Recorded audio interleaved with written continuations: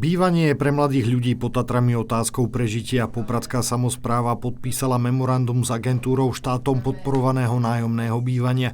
Od vzájomnej spolupráce si obidve strany sľubujú veľa. Z našich strategických dokumentov nám vychádza, že potreba nájomného bývania je naozaj vysoká. Hľadáme rôzne možnosti financovania nájomného bývania a práve rozhovory s agentúrou sa nám zdali ako jedna zo spôsobov, ako tú našu bytovú politiku v meste vyriešiť. Funguje to tak, že investor postaví byty, agentúra osloví zamestnávateľov a tí poskytnú nájomné bývanie svojim zamestnancom, pre ktorých je určených 80% bytov. 10% je určených pre mladých ľudí do 26 rokov i mladé rodiny a zvyšok pre zdravotne znevýhodnených. V našom systéme je regulované nájomné, čiže už tak či tak je v podstate nižšie ako trhové a popri tom v tomto roku môže dostať zamestnanec až 5,45 eur na meter štvorcový mesačne od svojho zamestnávateľa. Takže je to oslobodené od odvodov, od daňovej povinnosti, takže tým pádom je to zvýhodnené a celá tá suma ide priamo tomu zamestnancovi na bývanie. V súčasnosti na Slovensku funguje 7 investorov. Ak sa nepodarí obsadiť všetky byty, o nájomné bývanie môže požiadať skoro každý. Tam sa môže prihlásiť ktokoľvek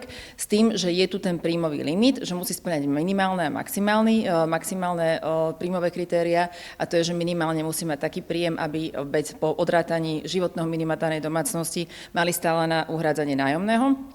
Maximálne je to 8-násobok životného minima domácnosti. Nájomné je v takomto byte približne o 20% nižšie ako trhové. Navyše investor po dokončení bytov odovzdáva nájomcom hotové bývanie. Výhodou je, že v podstate tieto byty, ktoré nie sú to holobyty, sú to byty, ktoré majú nejaký štandard, majú od 27 do 90 metrov štvorcových a hlavne teda sú v podstate zariadené. Poprad je v tomto smere len na začiatku cesty, ale prvý krok už má za sebou. Úlohou mesta bude vlastne prepájať zamestnávateľov, zamestnancov, ale takisto aj občanov, aby sme zistili ten reálny a skutočný dopyt po nájomnom bývaní a následne vedeli tento dopyt odovzdávať investorom, ktorí sú schválení agentúrou. Popradská demografická krivka padá a spolupráca s agentúrou štátom podporovaného nájomného bývania je jedným zo spôsobov, ako tento stav zvrátiť.